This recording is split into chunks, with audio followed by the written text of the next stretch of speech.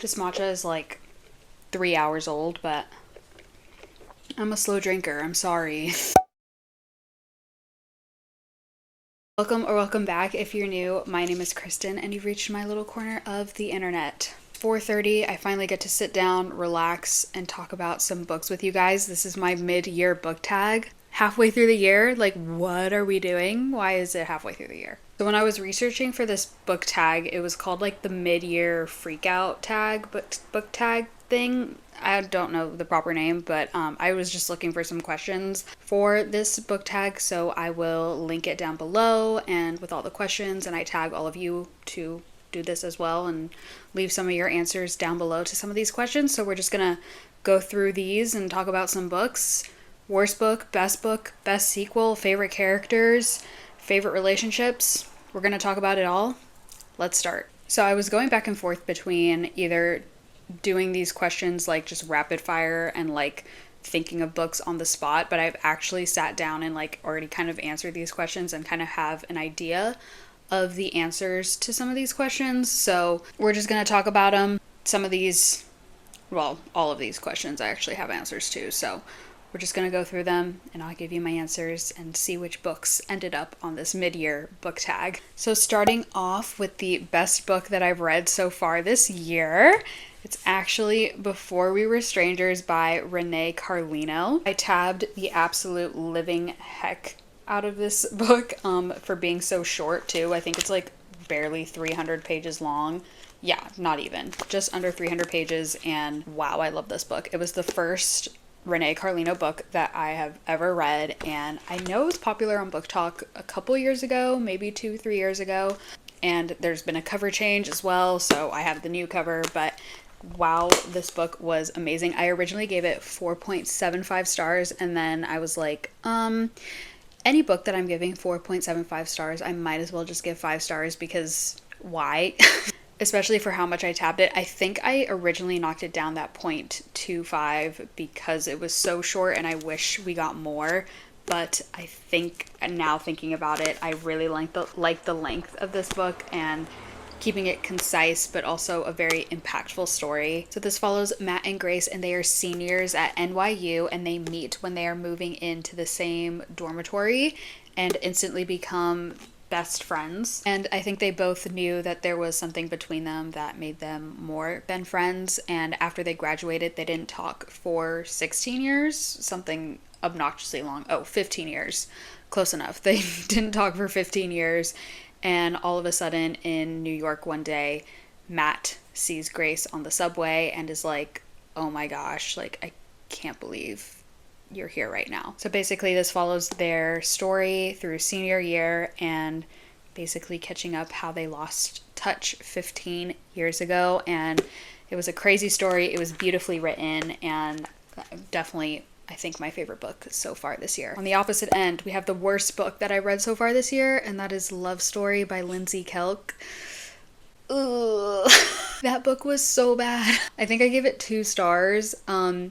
I always say this when this book keeps being brought up in my videos, on the back on a little, like, can't remember the name. A blurb. That's the word. There was a blurb on this book that said that Lindsay Kelk was the Taylor Swift of romance writing. No, this book was not great. It was advertised as an enemies to lovers. They were enemies for about 10% of the book, and then all of a sudden they're attracted to each other, and it was enemies to lovers over the course of a 48-hour period. The book took place over 48 hours, over a weekend.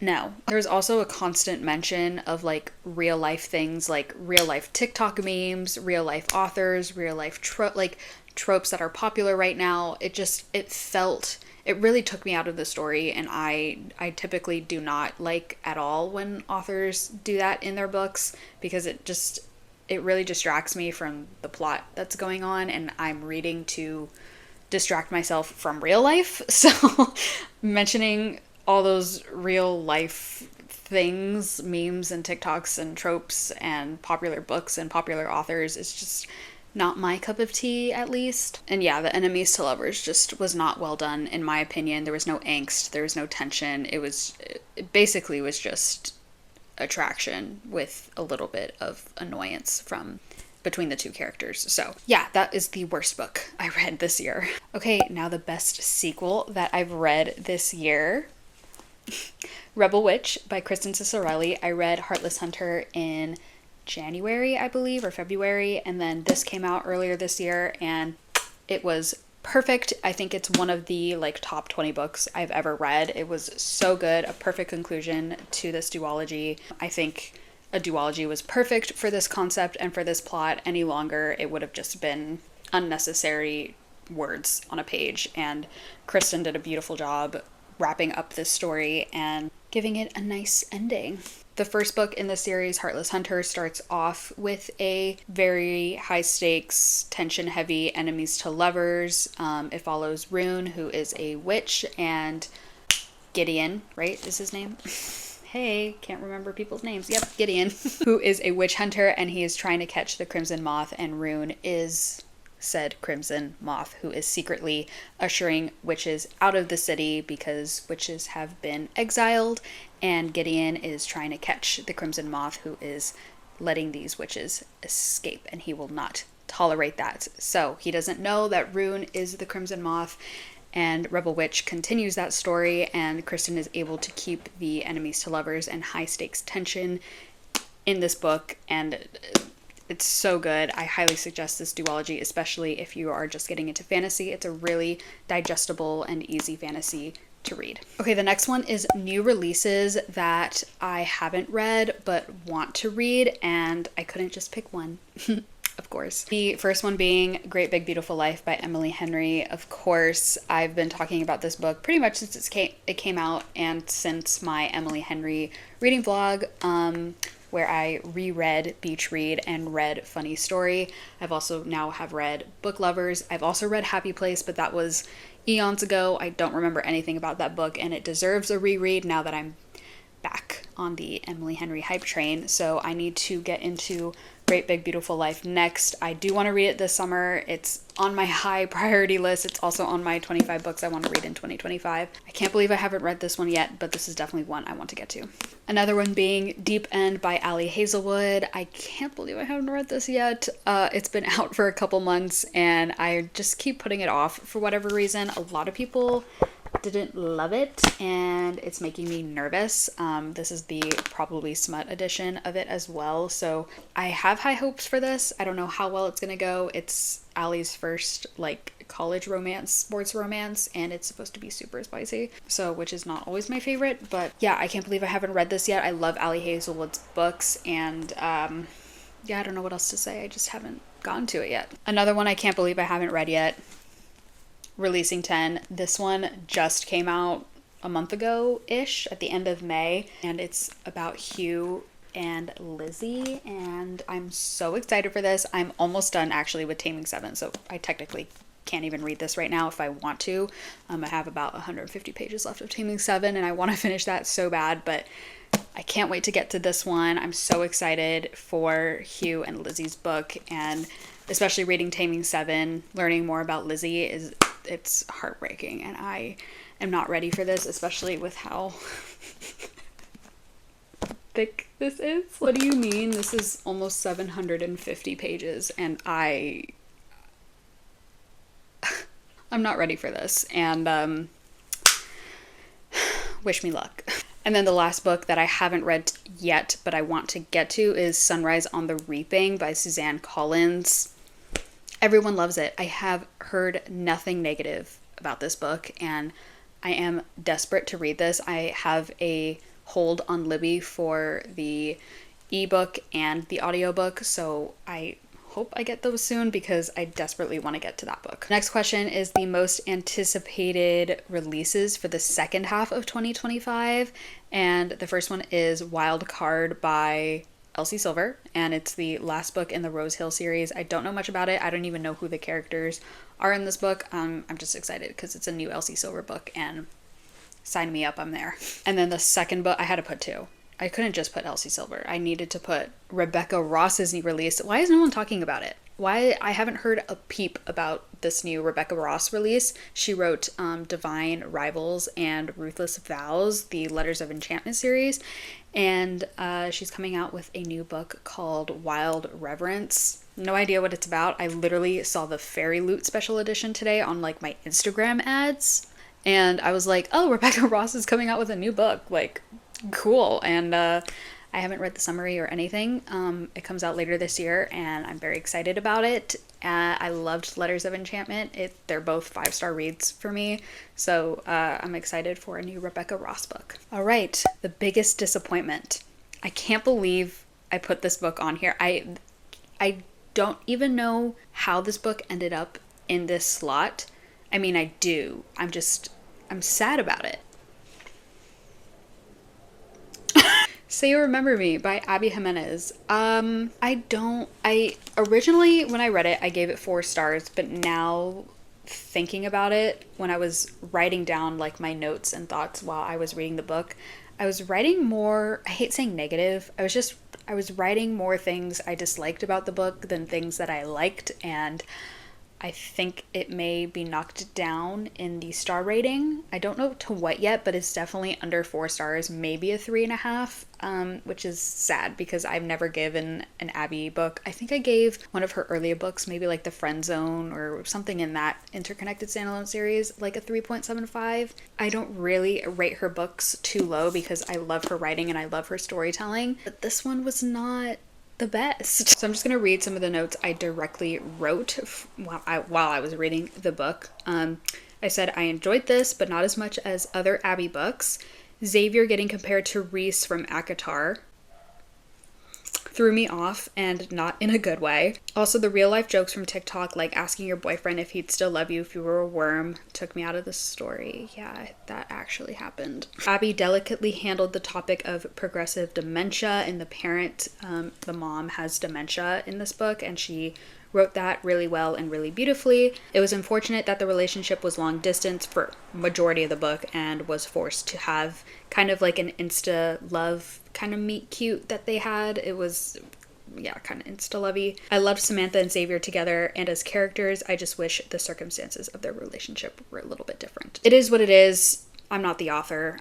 Abby wrote this for a reason, so yeah, biggest disappointment. That's all I have to say. Okay, biggest surprise for 2025. I have 2 books for this. The first one is Saving Six by Chloe Walsh. This is the first book in Joey and Aoife's story. I desperately wanted to skip Saving and Redeeming Six to get to Taming Seven, which is about Gibbsy and Claire, because I couldn't read another 2 books about the Lynch family and I needed a break. But then I read Saving Six and my whole life changed. I'm speechless. Those 2 books absolutely broke my heart. I love Aoife. She is perfect for Joey. She is so headstrong. She is so blunt and forward and charismatic and funny and just perfect for Joey and the rest of the Lynch family. And Joey is... yeah, that's it. And then the other book I put down for this is Lessons in Chemistry by Bonnie Garmis. This book was great. I was thoroughly surprised. I thoroughly enjoyed it as well. I also watched the TV show after reading the book with my boyfriend, and we both loved the TV show. The book was really well done. I loved all the different point of views you get in this book. I loved the main character in this book. The main character, Elizabeth Zott, was so interesting to read about. She is a chemist in the 1950s and 60s and basically is pursuing this career in a male-dominated field, and seeing her personality is just, it's so specific, especially for her. She just thinks differently. Like, I think I said in one of my vlogs that, like, she was learning an activity or a hobby for the first time, and the person teaching it to her was explaining it in, like, real life terms, like how you would normally explain said hobby, but once he explained it to her in like a science technical sense, Elizabeth like immediately understood what was happening, and she was like, oh, okay. Like she thinks in such a chemist sciencey way, and it was so interesting to read about, and I think Bonnie did a really nice job with this book. A favorite new author that I've discovered is Kennedy Ryan. I read Before I Let Go just a couple weeks ago. Wow, that book was so good. I loved her writing. I loved her storytelling. The themes and the plot lines in that book are just so heartbreaking, but Kennedy handled them with such grace and they were told so beautifully because it's truly something that a lot of women go through and have no way of talking about it. And I think Kennedy did a really nice job handling that storyline. And I don't want to say what it is because I don't know how much of it is explained in the summary, but I'm really excited to get into her other books. I have kind of the rest of that series on my radar. She has like an interconnected standalone series with Before I Let Go, and then she has a few other interconnected standalones as well that are also on my radar. So I'm very surprised. Actually, not really. I had really high hopes for Before I Let Go, and I was not let down in the slightest. So very happy that I was able to read my first Kennedy Ryan book this year. Okay, new favorite ship. I haven't finished the book yet, but I know they're going to be my new favorite ship. Gibbsy and Claire from Taming 7. I love them together. I love friends to lovers, especially like best friends, like how they are going through such a traumatic event together and kind of leaning on each other for majority of their life and seeing how their friendship develops into a romantic relationship. I'm eating it up. I love Claire and Gibbsy. I love the Boys of Tommen series. Just Claire and Gibbsy being my favorite couple. I love Gibbsy. I love his comedic relief, but I also love how vulnerable and how he's able to be his true self around Claire. And Claire is the only one that calls him Gerard and everyone else calls him Gibbsy. That shows their relationship in truly. So they are my new favorite couple.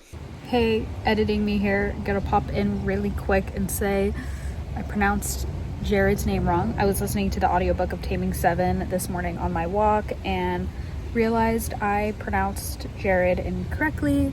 In America, the way that Jared is spelled, it's usually pronounced Gerard, and that's how I said it in the clip just now. It's actually Jared in an Irish pronunciation. So my apologies for pronouncing it incorrectly, because the book does take place in Ireland, so that is why there's a different pronunciation. So I know it's Jared now, not Gerard. Apologies. That's it. Back to the video. Newest fictional crush. Okay, I have two. Joey Lynch. Like, yeah. Something about just like a broken guy, you know? That doesn't show you my personality, then I don't know what does. And then Beau from Out on a Limb. Oh my god. I think I liked Beau so much because he reminds me so much of my boyfriend. He is just the most selfless, always puts everyone else first before him, and is constantly taking care of, I forget the girl's name. Win, right? Winnie? Right? Out. Hey. Yeah, it's Win. Thank you, Google. So yeah, Joey Lynch and Beau from Out on a Limb. I was saying that Beau is so similar to my boyfriend because of his selflessness and his generosity and how he cares for Win, and definitely is a listener when it comes to problems. He doesn't try to immediately fix problems that Win goes through. He is attentive and listens and supports, and then sees how he can adjust and help Winnie from those standpoints. Okay, newest favorite character. I also have two. One is Jack Bennett from Beg, Borrow, Steal. I really like Jack. Even though the book is Enemies to Lovers, it is a dual POV book, so we get to see his perspective and see how he talks about, I think it's Emily. Wow, I keep forgetting all the names of these girls. I was right, it was Emily. Seeing how he thinks about Emily and talks about Emily, it's so cute, but how he deals with his own past and his upbringing, especially dealing with a narcissistic parent and a mom. The dad is a narcissist and the mom is just kind of standing by and allowing the dad to kind of walk all over their family, and seeing how he addresses that trauma and talks to Emily about it. It's just, I really, really like how it was done, and I think that's why he became one of my favorite characters. And then my other favorite character, Edel Kavanaugh. Like, can she adopt me, please? I love her. I read Keeping 13 this year, so that's why I'm including her in this list. She is, if you don't know, she is Johnny Kavanaugh's mom, who Johnny is the male main character in Binding and Keeping 13. I want Edel to be my mom.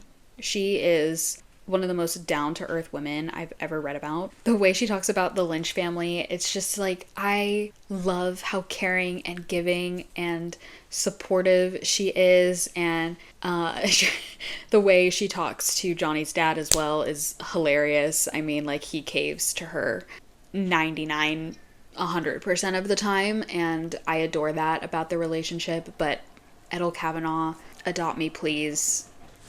You're not real, but I wish you were. Okay, moving on to books that made me cry. The first one is a recent read, Past the Broken Bridges by B. Celeste. This book was absolutely heartbreaking. I sobbed, and that's it on that. And then this next book that also made me cry, it literally doesn't need any explanation. I'm just going to show it to you, nod, say, yep, it made me cry. You probably cried too. And then we'll move on from our lives. Yep, it made me cry. Okay, a book that made me happy. Okay, I had to put this one in. It's a novella, but I read it during Valentine's Day, I believe. It's The Fall Risk by Abby Jimenez. It's her little novella that she came out with. I loved this book. It was so, so good. It was 80 pages, 90 pages, and it was just perfect. It was concise. It being just under 100 pages, it did not feel like insta-levy or anything like that. It was just... And it took place over also like 48 hours or 72 hours. Like it wasn't that long of a time period for the two characters. And I was smiling the entire book. I was so giddy. I was giggling and kicking my feet that entire book. And yeah, that book made me happy. The most beautiful book that I bought. This is the special edition of The Fine Print by Lauren Asher. I've read the entire Dreamland Billionaire series, the trilogy. I read it all. And this came out. I'm a little bit of a Disney adult. Not gonna lie. So when I saw that, I think it was Bloom. Yeah, Bloom was coming out with this beautiful special edition of The Fine Print. I literally just had to have it. They haven't done the rest of the series yet. I hope they do, because these, like the spines just being lined up on a bookshelf, would look gorgeous. But the castle is on here. It looks perfect. For those of you who don't know, the Dreamland Hey, I can't say this series. The Dreamland Billionaire series follows three brothers, and they are basically, it's like if Walt Disney's grandkids were trying to take over the Disney company, kind of like that. So this is the first book in that series, and yeah, so there's the castle on here. The spine is gorgeous. The back is beautiful. The sprayed edges are just stunning, obviously. So, yeah, this is the most beautiful book I bought this year. Will I ever reread the Dreamland Billionaire series? Probably not, but this was pretty and I have to have it. All right, and the last one is, what books do I need to read by the end of this year? I put down too many. Quite literally, too many books I need to read this by the end of this year. I've read 8 of the books that I need to read in 2025. So I pulled up my 25 books I need to read in 2025. I've read 8 of them. But I'm finishing number 9 right now. Taming 7 is on that list. But I guess we can run through it really quick. I'm not going to throw out photos because that's just a lot of editing that I don't want to do. So, Great Big Beautiful Life, obviously. Wild Side, which is on my July TBR, which that video is live. So you can go check out what books I have on my July TBR right now. Wild Side, Wild Card, Taming 7, reading that. Releasing 10, Addicted After All. Addicted After All is the 6th or 7th book in the Addicted Calloway Sisters series. I put a heavy pause on that series. Gosh, I haven't picked up that book. Like, I need to read that book. It's been like 6 months since I stopped reading that series, so desperately need to pick it back up. So that is on my list because I'm forcing myself to continue that series. I want to finish it, please. So that was all in the romance category. In the fantasy category, I want to read Onyx Storm, which is on my June TBR, and June ends in 5 days. So Onyx Storm, Fearless by Lauren Roberts, which I already have downloaded on my Kindle, so no excuses there. I need to read it. Phantasma, I hear nothing but great things about that book, and the 2nd book just came out, Enchantra. So definitely want to get to that one as well. The Mistborn trilogy, or not trilogy. series, whatever.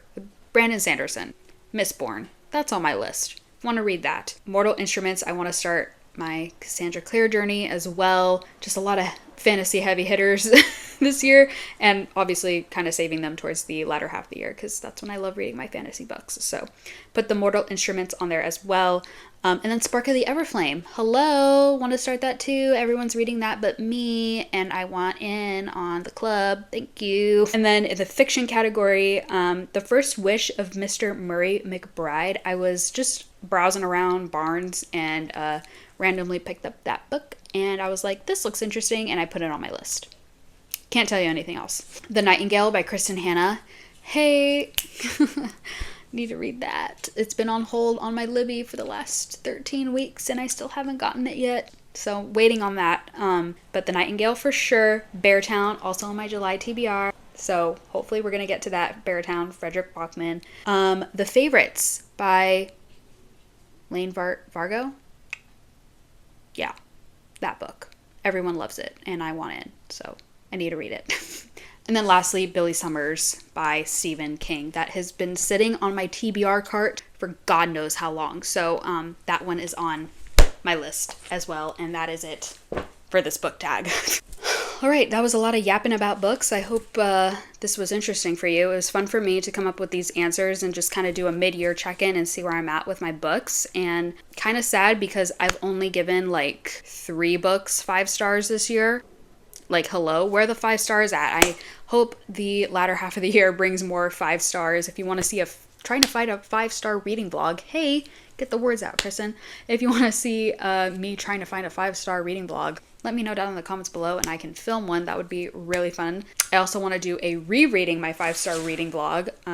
I have a list, not a list. I'm looking at all the books that I've given 5 stars over the course of my reading journey over the last 3.5 years. There are 14 books that I've given 5 stars, and I've read 200 books, over 200 books, and I've only given 14 5 stars. So if you want to see that video, let me know. I do plan on filming it tomorrow, I think. So but I want to reread some of them as well because there are some on this list that are questionable. So, but that is all I have for you for this video. Make sure to give it a like if you enjoyed it. Leave a comment down below. Let's say your favorite book of this year that you've read so far. What's your favorite book that you've read so far this year? Let me know down in the comments. I would love to know. Make sure to subscribe if you want to see more Beauty and Books content. Hey, that's me, Kristen's Corner, Beauty and Books content. Hey, yeah. You know what to do. The subscribe button's right there. I don't need to explain it any further. The links to all my socials are down below, my Goodreads and Fable. If you want to see what I'm actively reading in real time, like what I'm going to pick up after Taming 7, follow me on Goodreads, follow me on Fable. I will accept your friend requests on Goodreads and follow back on Fable so we can all see what we're reading together in real time because that's so much fun. That sounded sarcastic. It's not. I really want to see what you guys are reading. I'm kind of a stalker. My TikTok and Instagram are also linked down below. My Instagram is just me posting about where I'm traveling and food and drinks, and that's it. And my TikTok is a lot of makeup stuff. So if you want to see how I did this makeup look today, it's posted on my TikTok actually. So you can go and check that out. I know it's a lot. When was the last time we saw a cut crease like this, huh? And that is all from me. I hope to see you guys in another video. All right, bye.